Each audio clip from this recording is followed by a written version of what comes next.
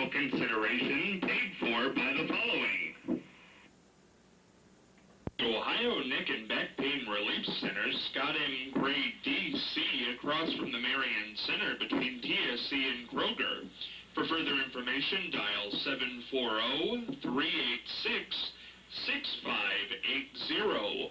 Also located on the net at goodbackbadback.com.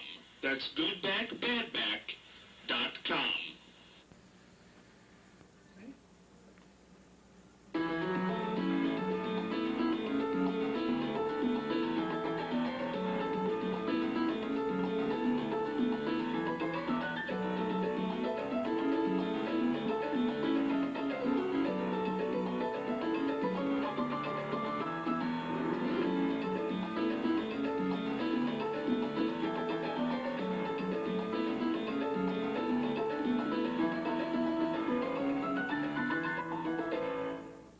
Hey, Scott Spears along with you on a Thursday edition of The Exchange. Charlie Evers, Marianne Michaels, Brenda Donegan, John Hicks, Shannon O'Neill, and Martha Dousman-Macy joining us today. Don't we look nice? We look like a nice bunch. Marianne, you do look nice this week. Oh, that means I don't. You do. I never No, know. don't. People have said all week that you look much nicer this week. Charlie, that's what you, how come you get away with saying that and I can't? I know, it's strange, isn't it? So you said Yeah. what? Oh, never mind. I was trying to pay a compliment. Apparently it didn't work too well. Listen to this, though. Here, the quizzer question from yesterday. Wait till you hear this answer. Why didn't the anti-pornography law passed by the town council of Winchester, Indiana, ever take effect? This is beautiful. The editors of the newspaper in town refused to publish it, claiming the law itself was pornographic. Under local statutes, no law could take effect until it was published in the newspaper. So it never took effect. So how about that catch-22 there? Let's head over to Charlie Evers, follow that with fascinating facts. That's interesting. You know, there are a lot of things that cannot take effect until they're advertised in a publication of wide circulation. That's right. Such as your local newspaper. And it costs governments a lot of money every year just to advertise. We've got a meeting coming up in 2 weeks because our horses are lame and we got to give them enough time to get our people into the meeting. That's what, you know, that's my pet peeve. The fact that meetings, legal meetings, are always scheduled like 2 weeks or 30 days apart because it takes that long to get in from the other end of the county because we're riding a horse and wagon.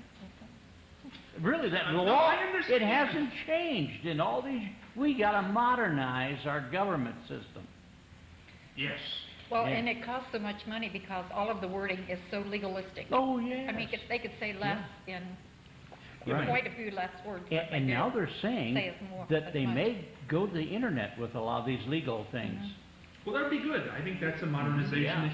Because who can say if something's widely published? I mean, newspaper circulations in the... Well, the newspapers will go out of business if they lose their legal advertising.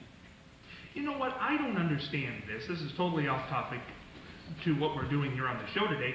But why is it newspapers put all their local, the stuff that's local to them, on the internet? Of course you're not going to buy the paper. The internet's free. That to me seems ridiculous. Yet, but still the demand is there, and I suppose they feel they're satisfying somebody by getting it on the internet, but yet, like you say, why subscribe when you can get it free? I don't understand that. I've never understood that. There are some stories you're going to get on the net anyways, but their local pieces should not be on the internet. That's just my opinion. Old people, all we look for is obituaries anyhow. That's right. Keep the obituaries out of the paper. And well, and there's only so much room that you can put on the internet, so you have to kind of pick and choose what you feel needs to be on the net versus what goes in print. The paper's down to 4 pages now, though. I think you probably... Oh, 8. It has to be 8 to run on the press. 8 front and back? Yep. Yeah. Okay. We're going to head over to Marianne. You kept quiet during that whole thing, Marianne. I can't believe it. Words of wisdom. I thought you were going to stick your 2 cents in there. Well, this is a long quote, and it's by the very famous coach Vincent Lombardi, so I'm going to read it. And this is what he says. The quality of your life is in direct proportion to your commitment to excellence, regardless of your chosen field of endeavor. And that makes a lot of sense to me. I believe that's true, and speaking of that, John Hintz won the Lombardi Trophy in 1973. Talk about, where do you keep all these awards, John? Where are they? I have a room at home that my wife put all the hardware in. It's just, we got a room dedicated for it. That's very neat. We're going to head on over to our good pal Brenda Donegan today for Brenda Donegan's Ohio, the one-tank road trip. Brenda, where are we going today? We're going to go to Zanesville, Ah. about 2 hours away from here, and I try to keep it within 2 hours if I can, but there's a couple places here in Ohio that take you maybe 3.5 to get there. But, one of the favorite quotes of people, Zanesvilleites, as you might want to call them, is several years ago, according to local legend, people would say, go to the middle of the bridge and turn left. So, do you know what I'm talking about? The Y Bridge in Zanesville. Oh, of course, yes. That Y Bridge has received worldwide attention. Ripley's, believe it or not, featured it several times as the only bridge in the world that you can cross and still be on the same side of the river. Mm. So basically, if you've never gone across the Y Bridge, you can go to the middle of the bridge, and you either have to go left or right. So his directions were not too far out of order there. The first Y Bridge was opened in 1814, and it was made of wood and limestone, so it was pretty fragile beginnings, and it didn't last too long, just a little over a year. Then they rebuilt it, and that didn't last too long either. But when the second one was built, the bridge was uncovered, and all the travelers had to pay a toll to go across it, except people who were going to church and people in funeral and military processions, which I thought was kind of interesting. Yeah, that is kind of neat. Different look. So they've had many successive bridges since that time, and in 1984 they built the fifth Y Bridge, and it remains standing in use today by local residents in Zanesville to connect the city. I'm not sure how familiar you are with Zanesville, but there's the Interstate 70 kind of splits them in half, and for people who want to get into town without having to get up on the freeway and make an exit, a lot of them use the Y Bridge. So. Then the next place I would like to go is to the Longaberger Homestead. You ever been there? I've never been. Never been there. Well, that's an all-day thing. You can't do it in a couple of hours. You really have to devote 5 or 6 hours to go to the Longaberger Homestead. They have a lot of things to offer. And when you go in there, they give you a brief history of the place, and then they take you over to where the workers are actually working and weeding baskets. And I find that quite fascinating. They seem to have a certain tension that they have to have as they pull them in place and whatever.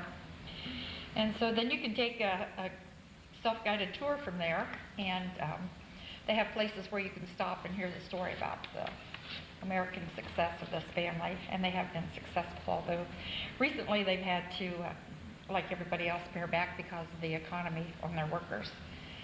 But Jim and I were in Dresden, which is part of the Longaberger Homestead. A few years back, I have some baskets that I bought in the early 1980s. And we were so lucky that day that all of the family was there, and I had all of them signed. So I keep watching on the internet, watching to see if somebody who is really a Longaberger collector would be interested in buying them, because they're very expensive. Well, they're expensive when you first buy them, but these are worth probably about 40 times what I paid for them. Oh, I can imagine. Yeah, so, but once you've seen how they've made the baskets, you have the opportunity to make a little keepsake of your own to take home. So it's a good thing for kids. And the homestead has 60,000 square feet. It's really huge, and you can shop and dine there. Like I said, for as long as you want. Depends on how much of a shopper you are.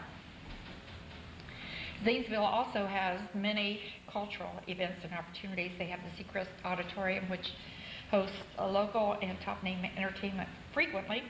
And then they have the South Street Studio, which is mostly local talent, and Studio G, which is also a lot of local talent.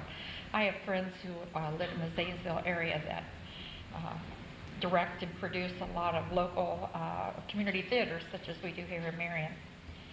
And then a trip to Zanesville, of course, is not complete unless you visit one of their potteries. And most of them you can go and they often demonstrate pottery in progress. And then they have items for sale in their gift shops. And of course, no trip can be complete without lunch. So I recommend the Longaberger Homestead, the barn in Zanesville, or Phil's Seafood. Brenda, I love the reports. They're always great.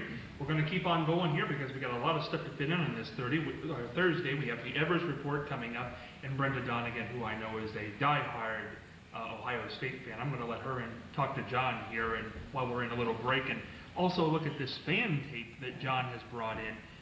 Interesting stuff, and you can get it in your favorite team. How many teams licensed, John? 107. 107, so you can pretty well get anything you want. You can definitely get the Buckeyes, which is what John has brought in. We're going to talk more about that. But before we come back with the Evers report, we're going to take a small break here. And a few days ago, I got a great chance to interview a good friend of mine, Dean of the White House Press Corps, former Dean, Helen Thomas. We talked about the debt crisis. We talked about the debt ceiling. We talked about capture of Osama bin Laden. We talked about all kinds of stuff that she hasn't talked about recently. So here you go. Here's Helen Thomas.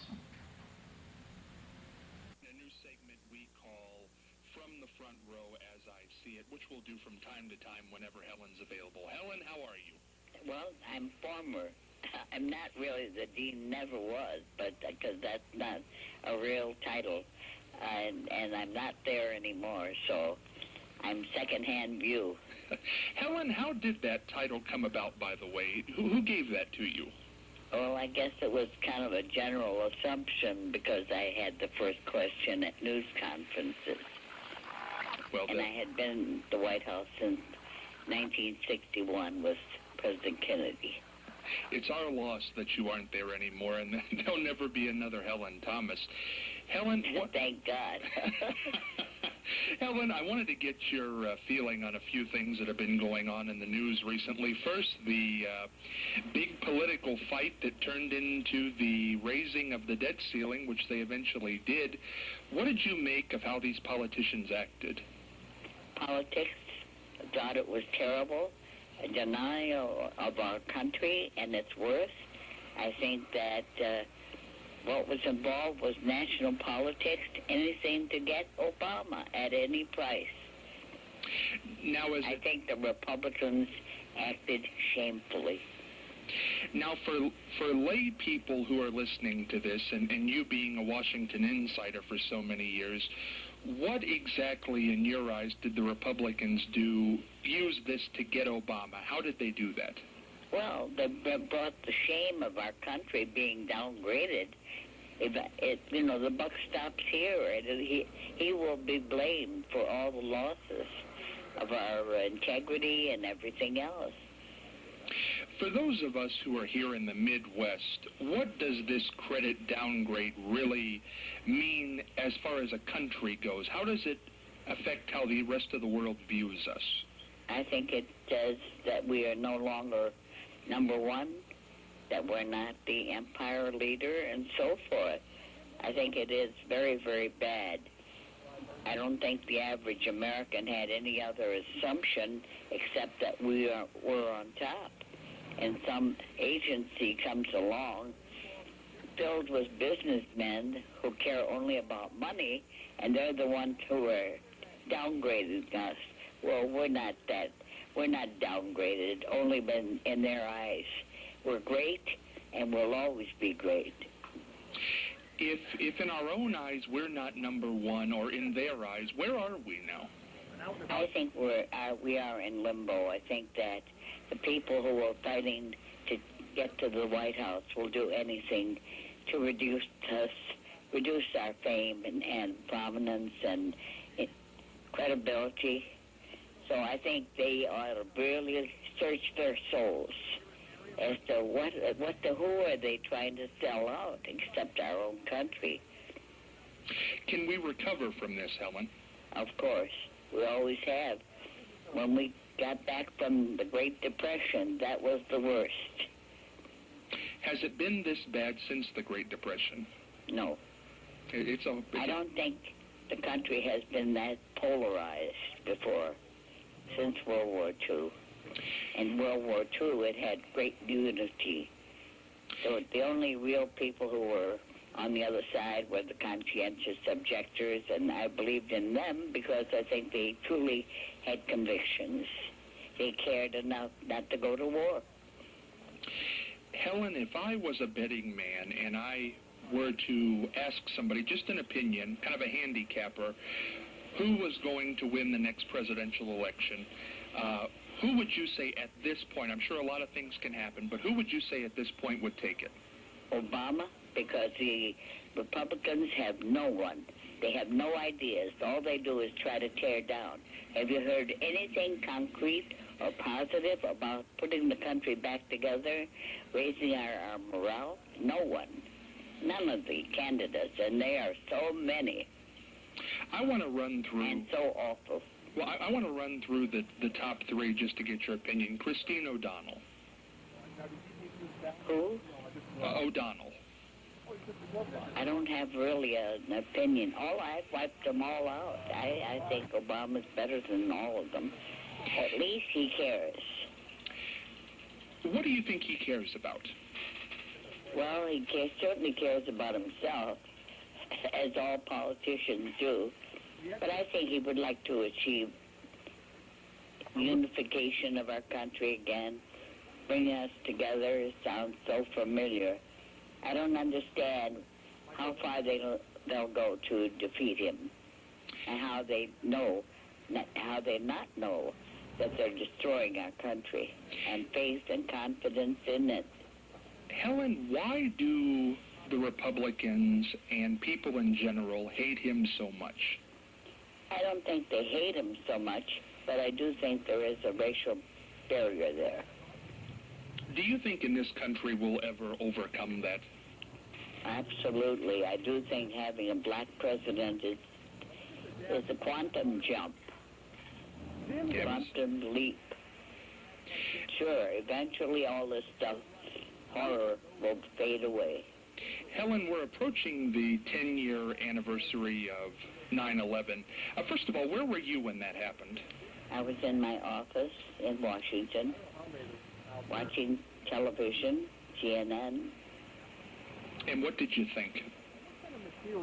Well, I certainly didn't think it would have repercussions of 10-year war. All the people in 9/11 died. Those the culprits or whatever. So I think it's been horrifying. I mean, who's going to pay the price? Innocent people, and they did. Do you think we're safer today than we were then from terrorism? Yes, in a way. I don't think they're as viable, but I think the price is so high. In an interview with National Geographic that's going to air at the end of this month, President Bush gave his thoughts on the day 9/11 happened, September 11th, 2011. He was in a classroom in Florida, and he said the reason he waited 12 minutes to do anything was because he didn't want to cause panic. Do you believe that? For President Obama? For Bush. Oh, for Bush? Yes. Yes, I think he was unaware of the repercussions. I do think he probably didn't want to cause the panic, but at the same time he caused the horror of it all. How did he do that, Helen? He built up such a hostility. 9/11, everyone died who was involved.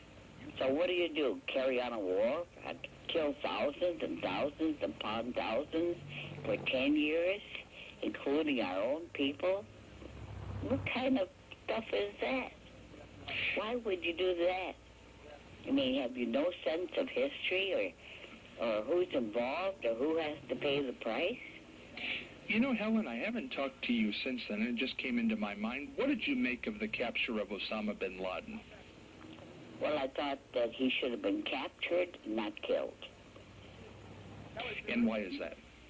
Because we would have heard his story, and he would have been given his just resort, not just be shot by a Navy SEAL and killed and leaving lots of questions. I think we should learn from our horrors. I think a lot of people would agree with you on that. Last thing I want to touch on here before I let you go, Helen, we lost First Lady Betty Ford. What were your thoughts on Betty Ford? I loved her. I thought that she was the most honest first lady that ever lived in the White House. She called them as she saw them. She wasn't afraid to say that she had been attached to drugs and was an alcoholic. She was always sure that people would be forgiving, and she was right. Helen, you go to a lot of parties and went to a lot of parties in Washington. Was there ever a personal experience with Betty Ford that we didn't see that you'd like to share? Well, there wouldn't be at parties. I loved her because of her honesty, and she was so candid. When someone said, when she was interviewed, that what if your daughter had an affair? She was 18 years old. She said, I wouldn't be a bit surprised. When we used to tell her about President Ford falling over himself, being so awkward, she said, so what else is new? I mean, she was a true Midwestern great lady. Classy One woman. of the best. Classy woman. Helen, it's always a pleasure to speak with you. You're just there are no words to describe your experience and your forthrightness, which I think we all appreciate. It's kind of refreshing. Well, when you reach my age, you have to be honest. What else to do? Where else to go? Well, Helen also recently celebrated a birthday. Happy belated birthday, Helen. Thank you. Take care and stay well. Thank you. Scott Spears with the former Dean of the White House Press Corps, Helen Thomas. Ooh, I tell you, when Helen's on the air, Mary Ann, you never know where it's going to come from.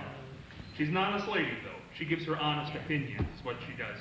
We're going to head now over to another guy who gives his honest opinions, who's going to do that now. He's Charlie Evers with the Evers Report. Charlie? Well, last week I think I mentioned the fact that there are so many TV programs on that imitate one another. The Survivor was the original Survivor type, and it's been followed by many others, The Race, The Great Race, and everything else. But television programs in the summertime usually are repeats of those in the winter, and that's what really gets me. I was watching a program the other day, and I didn't know it was a repeat until the lady, it was a rather nice-looking lady, she says, I was walking down the street, and these men yelled at me, woohoo! And she said, I turned around, and when I turned around to look at them, they said, oh, we're sorry, lady, indicating that they thought she was younger from behind than she was otherwise. But that's typical of us men, you know. I mean, gosh, you can't put us down for that. But I wanted to comment, too. Brenda talked about Zanesville the other day, and I was in Zanesville, spent a 24-hour time there, several years ago, splitting shingles. And at that particular thing, I was representing 29 of our Appalachian counties in Ohio and all the things available for them. But I met two pilots. One was bragging about flying under one of the bridges. I don't think it was the Y Bridge. I think it was a railroad bridge in Zanesville. And he managed to escape identity. And then the other man, the other pilot, who apparently was very good, flew through the handles of the Longaberger Basket. And that's the big office building just east of Newark. And he flew right through the handles safely. Oh, boy. There have been some great pilots in the past, skillful men. Where are they today? Do we have anybody doing anything like that? I don't think so. I think, things have settled down so much. I want to see some more barnstormers and people doing things like at the State Fair. It's so quiet. You don't hear anything about the State Fair anymore. But when that guy from Willard was the manager, man, he had it in the news every day. So what happened to the State Fair? It just comes and goes. That's my report. That's enough for today. That was good, Charlie. I appreciated that. I saw that thing on the women looking. I saw that repeat. Oh, you did? You saw it? I saw that repeat. It's a show that claims to be live. I saw that. And now, Charlie, you should watch USA, because they have very nice summer programming. Really, I don't get cable. Oh, that's I'm live off my antenna. Brenda, before we get on out of here on this Thursday, like I said before we went to break, great Ohio State fan, reporter. You have any questions for John? Can't think of a question, but I have a comment. You said you have all your hardware in your home. Mm-hmm. And the younger generation, as we well know, dispose of many of their pieces of memorabilia. So why was it more important to you than it is to this younger generation?